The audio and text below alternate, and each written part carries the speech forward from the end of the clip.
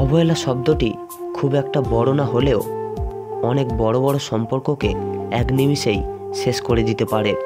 অনেক অনেক বছর ধরে খুব যত্নে করা একটা সম্পর্ক কয়েকদিনের অবহেলাতে একদম ধূলিসাৎ হয়ে যেতে পারে। সত্যি অবহেলা শব্দটা খুব ছোট্ট, কিন্তু এর যন্ত্রণাটা কত যে বড় তা একমাত্র ভুক্তভোগীরাই জানে। আসলে অবহেলা এমন একটা জিনিস যা জীবিত মানুষের বেঁচে থাকার ইচ্ছাটাকে ধীরে ধীরে শেষ করে দেয়। যে তোমার খেয়াল রাখে তাকে কখনো অবহেলা করো না। একদিন দেখবে পাথর ঘষতে ঘষতে হয়তো একদিন হিরেটাকেই হারিয়ে ফেলেছ। কিছু কিছু মানুষ কথার মাধ্যমে আমাদের আঘাত করে, আবার কিছু মানুষ আছে কাজের মাধ্যমে আমাদের আঘাত করে। কিন্তু সবচাইতে বড় আঘাত তখনই লাগে যখন আমরা আমাদের প্রিয় মানুষটির কাছে অবহেলিত হই। সব কিছু মেনে নেওয়া যায়, কিন্তু কাছের মানুষের অবহেলা মেনে নেওয়া যায় না। কাউকে কখনো অযোগ্য বলে অবহেলা করো না। একবার ভেবে দেখো, কারো না কারোর কাছে অযোগ্য, কেউ কারোর কাছে যোগ্য নয়। যোগ্য বিবেচনা করে নিতে হয়। অবহেলিত ব্যক্তি বোঝে যে অবহেলার স্বাদ কতটা ঝাঁঝালো। আমি অবহেলিত, তার জন্য ধন্যবাদ জানাই আমাকে অবহেলা করা সেই মানুষটিকে। কারণ আমি অবহেলা না পেলে হয়তোবা আমি আজও বোকা হয়ে থেকে যেতাম।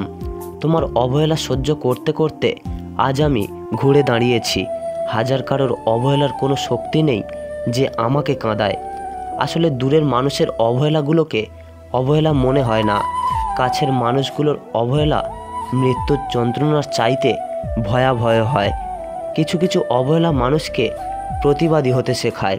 অবহেলা ব্যক্তি অবহেলিত হলে তাকে আর পুনরায় বিরক্ত করো না। অন্য কারোর অবহেলার কারণে নিজেকে কষ্ট দেওয়া সত্যি বড় বোকামি। নিজের ভালো অন্যের অবহেলার উপর কিংবা যত্নের উপর কখনো নির্ভর করতে পারে না।